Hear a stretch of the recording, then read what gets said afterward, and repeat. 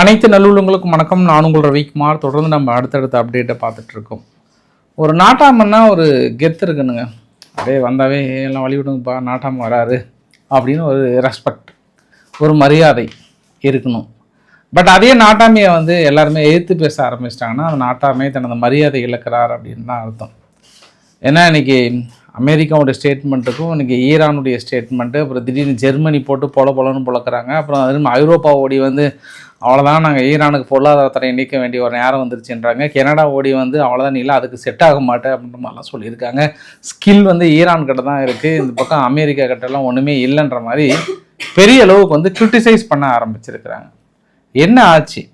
ஆனால் அதை தாண்டி மனுஷன் அடுத்து ஒரு 3 நாள் கெடு கொடுத்துருக்கிறாரு. அப்போ இதற்கு மத்தியில் இவ்வளோ ஸ்ட்ராங்காக அமெரிக்காவை கிரிட்டிசைஸ் பண்ணும்போது, அதாவது ஒரு தாழ்வாக விமர்சிக்கும் போது திடீர்னு ஓடி 3 நாள் கெடு இல்லைனா நான் அடிக்க போகிறேன் அப்படின்னா அந்த செய்தியை ரொம்ப சீரியஸாக பார்ப்பாங்களா இல்லை சிரிப்பு செய்தியாக பார்ப்பாங்களா அப்படின்னு நான் உங்களிடம் ஒப்படைக்கிறேன். ஏன்னா நிலைமை அப்படி தான் இருக்குது. பட் ஈரான் ஸ்ட்ராங் ஹோல்டாக என்ன சொல்லியிருக்காங்க, என்ன உலகத்துக்கு சொல்ல வராங்க, அடுத்தவங்களோட திட்டங்கள் என்ன, ரஷ்யா என்ன மாதிரியான ஆதரவுகள் கொடுக்குறாங்க, சுற்றி இருக்கக்கூடிய நிகழ்வுகள் என்ன, அனைத்தும் ஒருங்கிணைந்த ஒரு தகவலாக பிரித்து மேஞ்சிடலாம். வாங்க நண்பர்களே வீடியோக்குள்ள போகலாம். ஸோ வீடியோக்குள்ள போகிறதுக்கு முன்பு நீங்கள் நம்ம சேனலை சப்ஸ்கிரைப் பண்ணலாம். சப்ஸ்கிரைப் பண்ணிட்டு வாங்க, மறக்காம பெல் பட்டன் கிளிக் பண்ணி ஆல் ஆப்ஷன்ஸ் கொடுங்க. வீடியோக்குள்ள போகலாம்.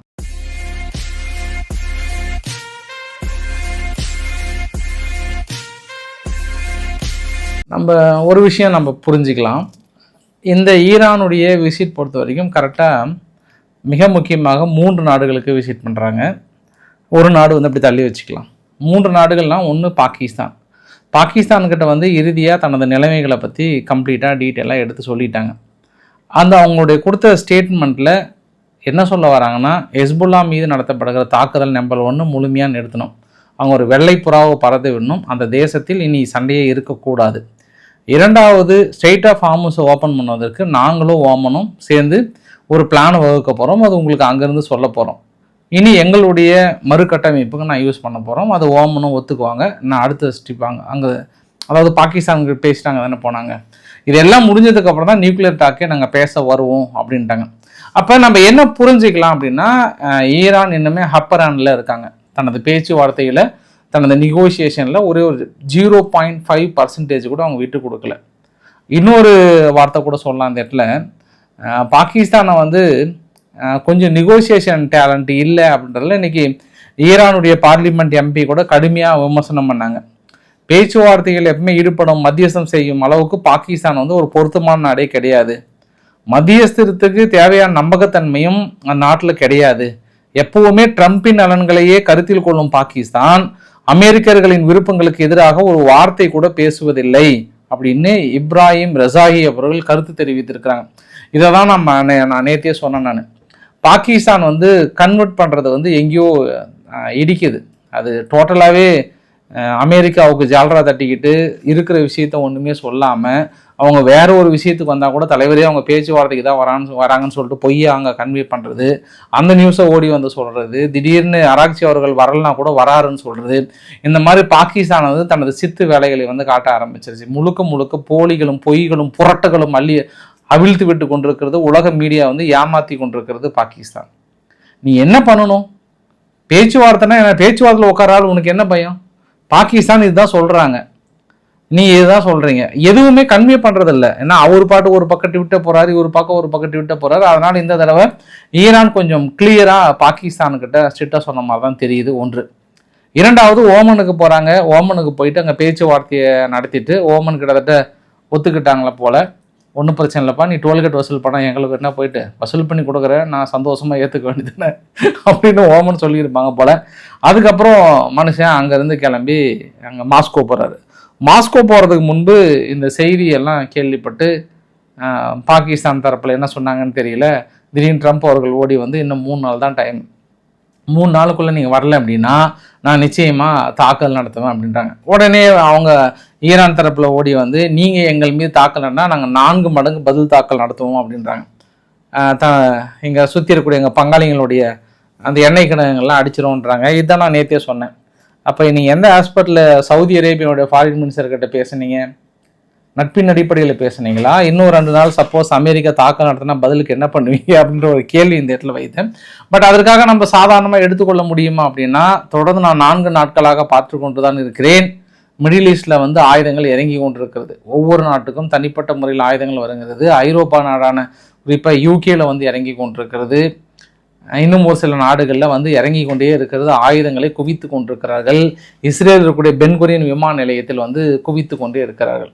இப்போ எனக்குள்ள ஒரு கேள்வி என்னென்னா, இப்போ இந்த மனுஷன் வந்து 3 நாள் வந்து சொல்லிட்டாரு, யார் ட்ரம்ப் அவர்கள் 3 நாள் தாக்கல் நடத்தினாலும் 3 நாள் முடிஞ்சதுக்கப்புறம் என்ன பண்ணுவார், ஈரான் நான் கன்சிடர் பண்ணுறேன், அடுத்து உங்களுக்காக 2 நாள் எக்ஸ்டெண்ட் பண்ணுறேன் அப்படின்னு சொல்லுவாரா, சொல்ல மாட்டாரா?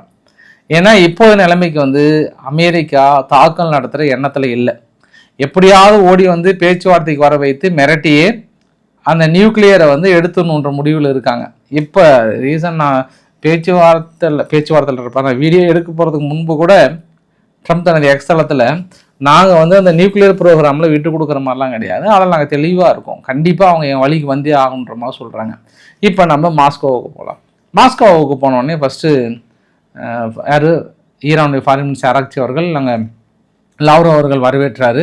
அதுக்கப்புறம் புடின் அவர்களை வந்து சந்திக்கிறாங்க. புடின் அவர்கள் வந்து ஒரே ஒரு வார்த்தை, உங்களுக்கு இண்டிபெண்ட்டுக்கான உங்களுடைய உழைப்பையும் உங்களுடைய தியாகத்தையும் நான் வந்து பெரிய ஒரு வீரமாக நினைக்கிறேன் அப்படின்னு சொல்லிட்டு, அதுவும் உங்களுடைய சுப்ரீம் லீடர் இருக்கிறார் இல்லையா, அந்த லீடர்ஷிப்புக்கு அடியில் ஈரான் வந்து கீழே ஈரான் பெரிய அளவுக்கு வளர்ந்துருக்கிறது.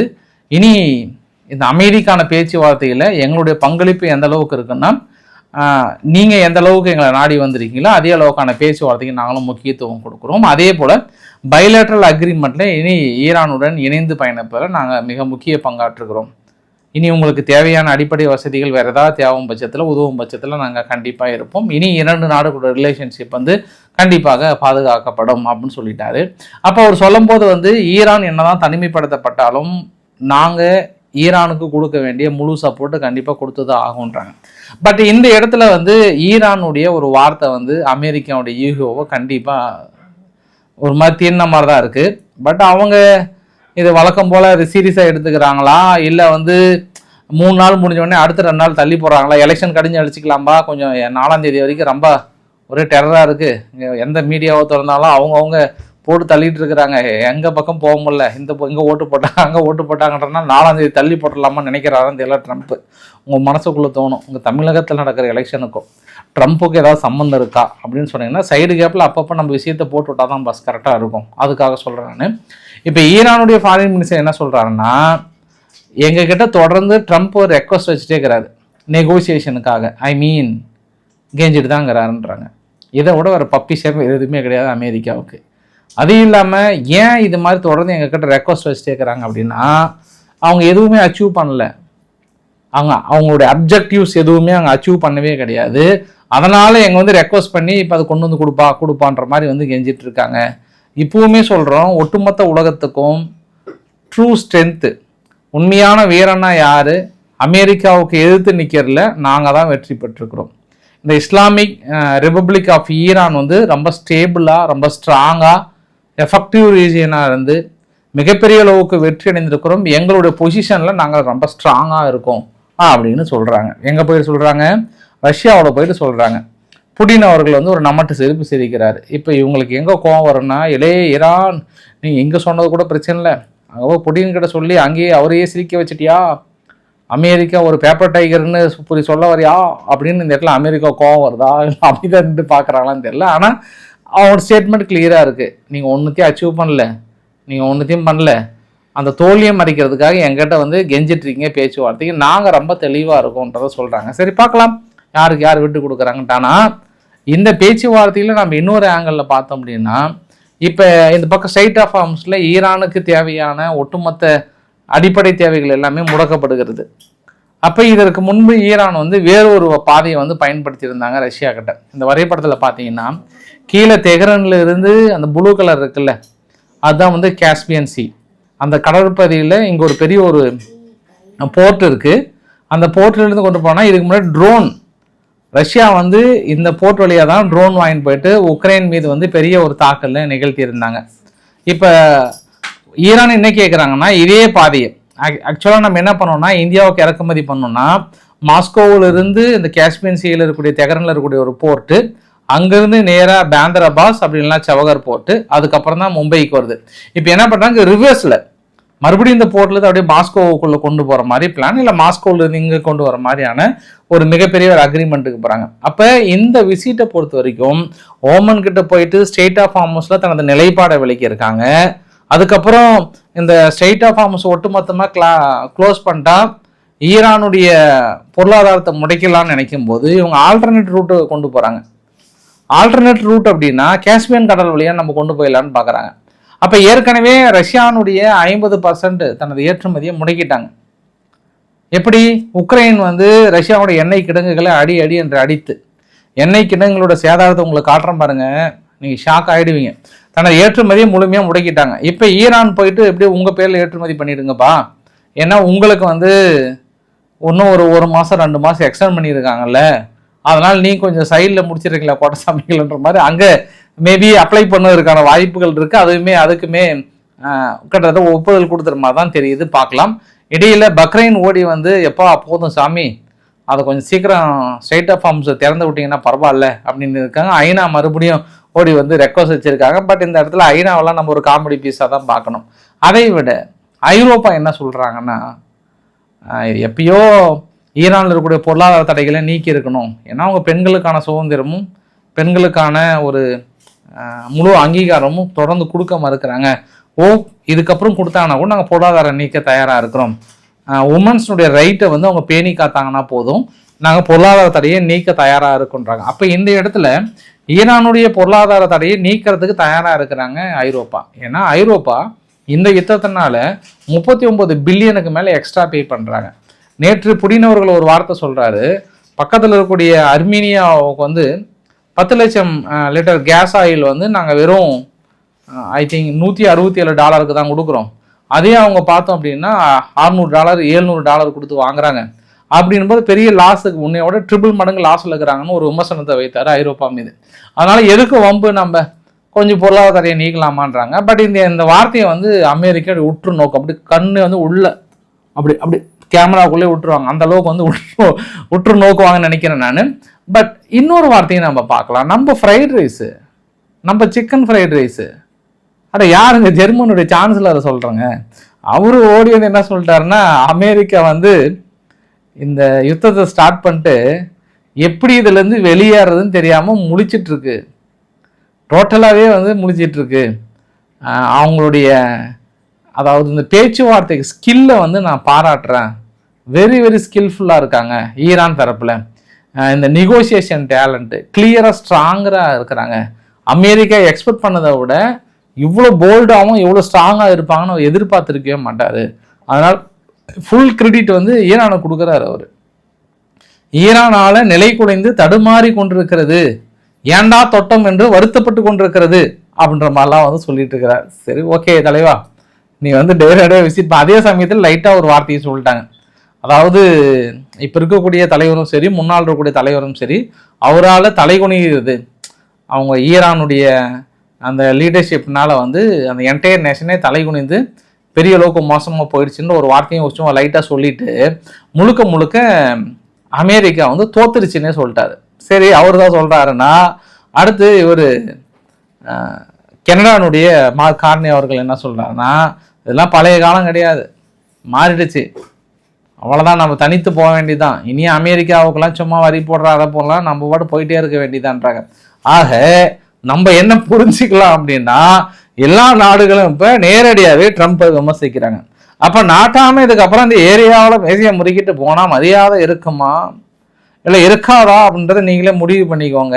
இதுக்கப்புறம் மனுஷன் என்ன பண்ணுவார், நாளையிலேருந்து ட்விட்டாக வரும்பாரு, இல்லை fried rice, chicken fried rice உன்னை வருத்தாதான் வேலைக்காக, நீ எல்லாம் என்னை பற்றி சொல்கிறியா அப்படின்னு ஒரு ட்விட்டை போடுவார். அப்புறம் மார்க் கார்னே சொல்லுவார், ஐரோப்பாவை மிரட்டுவார். இப்போ எப்படி நீ பொருளாதார தடையை நீக்கலாம்னு சொல்லலாம் அப்படின்ற மாதிரி மிரட்ட வராரான்னு தெரியல. மறுபடியும் அமெரிக்கா வந்து வாழ்வா சாவா போராட்டத்தில் இருக்காங்க. மறுபடியும் ஒரு தாக்கல் நடத்தினா கூட நீங்கள் பெருசாக அச்சீவ்மெண்ட்லாம் உங்களை அடைய முடியாது. ஏன்னா எங்களது வந்து ஒரு பறந்து விரிந்த தேசம். அந்த பறந்து விரிந்த தேசத்தில் அவங்களுடைய இலக்குகள் என்பது அவங்களால அச்சீவ் பண்ண முடியாதுன்னு சொல்கிறாங்க. பட் இவங்க நேரடியாக நாங்கள் இந்த தடவை எண்ணெய் கிணறுங்களை தான் அடிப்போன்றாங்க. பார்க்கலாம் சூழ்நிலை எப்படின்னு தெரில. அமெரிக்கா வந்து ஏற்றுமதிக்கு நாங்கள் தயாராகிட்டோம், எங்களது மட்டும்தான் ஏற்றுமதி பண்ணணும்னு ஒரு திட்டத்தில் இருந்ததுன்னா அடிக்கிறதுக்கு வாய்ப்புகள் இருக்குது. நான் என்ன கேட்குறேன்னா, அமெரிக்கா எதாக இருந்தாலும் 4ஆம் தேதிக்கு அப்புறம் வச்சுக்கோங்க. எங்கள் மக்கள் ஒரு மாதிரி இருக்காங்க, ஃபுல் ஃபோக்கஸ்ட் ஆகுறாங்க. இப்போ அதனால தான் நம்ம சேனல் கூட இப்போ யூஸ்ஃபுல்லாக போயிடுச்சு. எல்லாம் என்ன காரணம், இந்த 4ஆம் தேதி ரிசல்ட் வரைக்கும் அவங்க ரொம்ப வெறித்தனமாகறாங்க. அதனால் கொஞ்சம் பொறுமையாக இருங்க ட்ரம்ப், அதுக்கப்புறம் பேசிக்கலாம். எதுவாக இருந்தாலும் நானும் கொஞ்சம் கண்டினியூவாக கொடுக்க முடியுன்ற ஒரு கூடுதல் தகவலை சொல்லிட்டு, இப்போ ஈரான் வந்து சைடு கேப்பில் என்ன பண்ணிட்டாங்கன்னா, குர்திஸ் ரீஜன் இருக்குல்ல, ஈராக் குர்திஸ் ரீஜன், அந்த இடத்துல ஒரு ட்ரோன் தாக்கல் நிகழ்த்தி இருக்காங்க.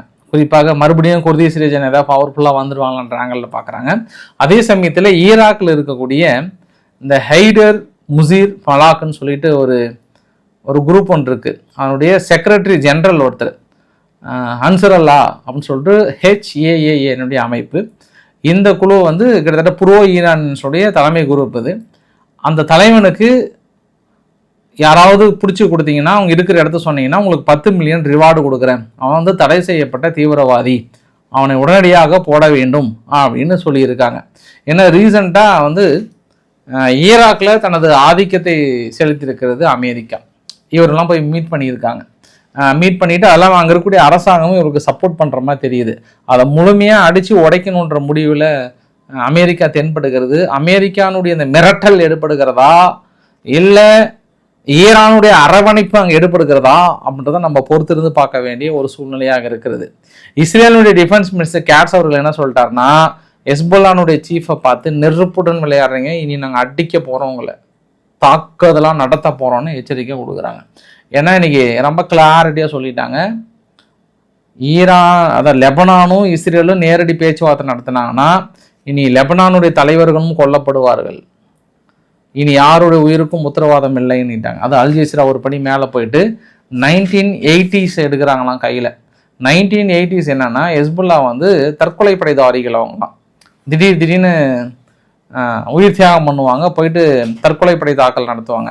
அந்த மாதிரி இனி தலைவர்கள் இருக்க மாட்டேங்கன்றாங்க, சிவில் வார் வெடிக்கும், எங்கள் பேச்சை மீறி நீங்கள் போனீங்கன்னா கண்டிப்பாக முடிவு பண்ணுறாங்க. அவுன் ஓடி வந்து அவுள் சாப்பிட்டுக்கிட்டே சொல்கிறாரு, ஹெஸ்புல்லா மிரட்டலுக்கெல்லாம் நாங்கள் பணிய மாட்டோம், தனிப்பட்ட ஒரு இயக்கங்களோட விருப்பங்களுக்காக ஒட்டுமொத்த நாட்டையும் அடமானம் வைக்க முடியாது, நாங்கள் அமெரிக்க பேச்சை தான் கேட்போம் அப்படின்னு சொல்லியிருக்காங்க. இருந்தாலும் என்னதான் ஹெஸ்புல்லா கேக்கை ஊட்டி செலிப்ரேட் பண்ணி வெற்றி மாபெரும் வெற்றின்னு கொண்டாடினா கூட இது பிஃபோர் ஆஃபர் புகைப்படம் பார்த்தீங்கன்னாவே தெரியும் இது வெற்றியா தோல்வியான்றது. ஏன்னா ஒரே கொண்டாட்டத்தில் இருக்காங்க. இப்போ பேச்சுவார்த்தை முடிஞ்சு நாங்கள் வெற்றி பெற்று விட்டால் நம்மளுக்கு பயந்து இஸ்ரேல் சென்று விட்டதுன்ற மாதிரிலாம் கொண்டாடினாங்க இல்லையா, அதற்கான பதிவுகளும் பார்க்க முடிகிறது. அதே சமயத்தில் இன்னும் அடுத்தடுத்த கிராமங்களையும் மேற்கொண்டு முன்னேறி டோட்டலாகவே அங்கே இருக்கக்கூடிய கிராமங்களை அழிச்சிட்டு இருக்கிறது இஸ்ரேல். அது இல்லாமல் இன்னைக்கு காசாவிலையும் பார்த்தீங்க அப்படின்னா நிறைய டன்னலை அழிச்சிருக்கிறாங்க, பதிவுகளும் பார்க்க முடிகிறது. அந்த சிரியானுடைய எல்லை பகுதியில் ஒரு 700க்கும் மேற்பட்ட கன்னி வெடிகள் வந்து புதைத்திருந்தாங்க.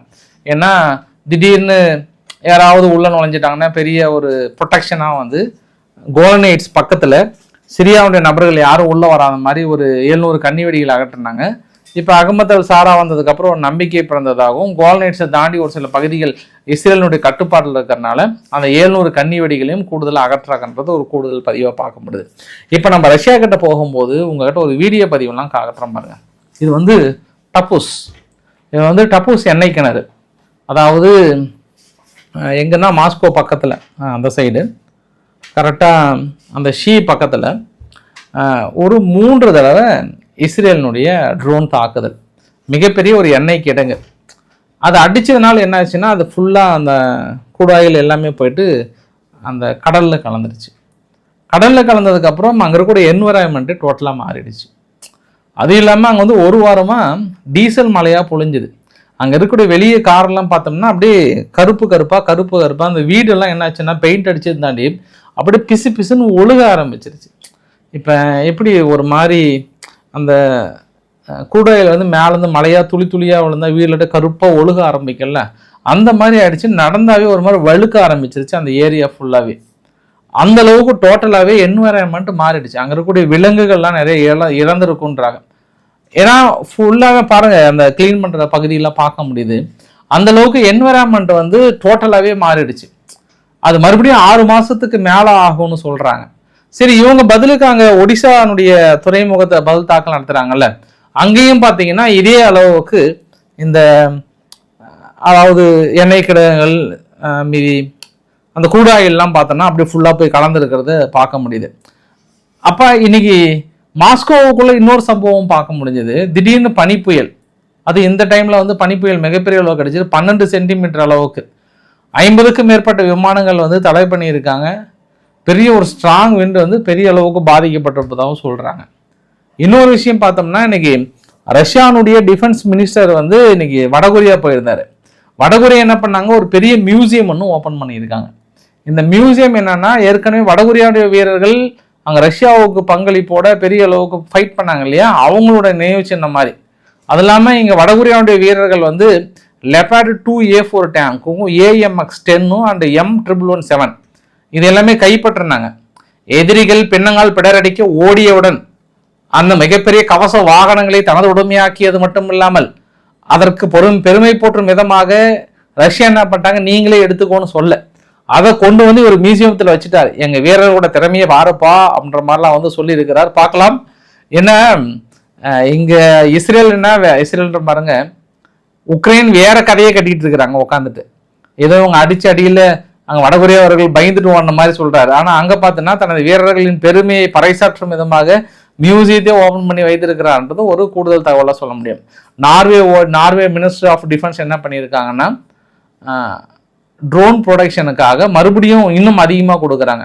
50லேருந்து 200 கிலோமீட்டர் தள்ளி தாக்கல் நடத்தக்கூடிய ட்ரோன் ப்ரொடக்ஷனுக்கு என்னென்ன உதவி செய்ய முடியுமோ அந்த அளவுக்கு குயிக்காக கொடுக்குறன்ற மாதிரி சொல்லியிருக்காங்க. இந்த வீடியோ நிறைய பகுதியில் 4 விஷயத்தை பேசணும்னு நினைக்கிறேன்.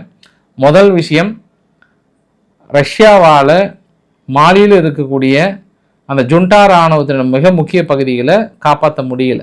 ரஷ்யாவுடைய வேகனார் குரூப்பால் காலையில் ஒரு பெரிய நகரத்தை பிடிச்சாங்க. அடுத்த 2வது நகரமும் என்ன பண்ணிட்டாங்கன்னா, ரஷ்யா தாக்குதல் நிறுத்த வேண்டாம் என்று சரண்டர் ஆகிட்டு ரஷ்யாவுடைய வேகனார் குரூப்ஸ் மறுபடியும் திரும்பி ரிட்டர்ன் வராங்க. பெரும் பகுதியை அங்கே இருக்கக்கூடிய JNIM அப்படின்ற குரூப் வந்து அஃபீஷியலாக வந்து கைப்பற்றி இருக்கிறாங்க. மற்றும் ஒட்டுமொத்தமாக சேர்ந்து 6 நகரங்களை இழந்திருக்கிறது. 6 நகரங்களை இழந்ததுக்கப்புறம் அவங்க பர்கினோன்ற பாருங்க, மாலியில் ஏதாவது தேருமான்னு தெரியாது. தொடர்ந்து தனது செல்வாக்கை காட்டி கொண்டிருக்கிறது இந்த தீவிரவாத குழுக்கள் அப்படின்றதையும் சொல்ல முடியும். 2வது விஷயம், இஸ்ரேலினுடைய ஆப்போசிஷன் லீடர் யாயர் லாபிட் அவர்கள் இந்த முறை பெரிய ஒரு கூட்டணி அமைத்து வலுவான அரசாங்கத்தை நிலைநிறுத்தி மறுபடியும் ஜியோனிஸ் கவர்மெண்ட்னா என்னன்றது உலகத்துக்கு புரிய வைக்க போறேன்னு சொல்றாரு. என்ன புரிய வைப்பாரோ தெரியல. லாட்வியா தனது எல்லை பகுதியில் கடந்த 3 நாட்களில் மட்டும் பெலாரஸ்லேருந்து 97 அட்டம்ப்ட் உள்ள நுழைய ட்ரை பண்ணுறாங்களாம். அதனால பெலாரஸை ஏதாவது ஒன்று பண்ணுங்க பாஸ் அப்படின்னு கேட்குறாங்க. ஃபைனலாக உக்ரைன் வந்து எங்கள் இஸ்ரேலை மிரட்டுறாங்க. இஸ்ரேல் நீங்கள் வந்து தடுக்கணும், ஏன்னா எங்ககிட்ட திருடப்படுகிற தானியங்களை அந்த கருங்கடல் வழியாக வந்து சிரியாவுக்குள்ள ஒரு சில பகுதியில் சேர்த்துறாங்க. நீங்கள் நினச்சிங்கன்னா தடுக்கலாம், அதை கொஞ்சம் தடுத்தீங்கன்னா பரவாயில்ல, இல்லைன்னா நாங்கள் உங்களுக்கு உதவி பண்ணுறதை கொஞ்சம் நிறுத்த வேண்டியது வருன்றாரு. என்ன வர வர எல்லா நாடையும் மிரட்டுறாங்க. பயங்கர பெரிய புலி ஆகிட்டாங்க போல. அந்த புளியை கரைச்சி ரசமாக குடிக்க வேண்டியது தான் இஸ்ரேல் அப்படின்னு நினைப்பாங்கன்னு நினைக்கிறேன். பார்க்கலாம். இன்றைக்கு ஓரளவுக்கு தகவலை கவர் பண்ண நினைக்கிறேன். பிடிச்சிருந்தா லைக் பண்ணுங்கள், ஃப்ரெண்ட்ஸுக்கு ஷேர் பண்ணுங்கள், சப்ஸ்கிரைப் பண்ணுங்கள். ரவிக்குமார் சோமுச்சல். நன்றி, வணக்கம்.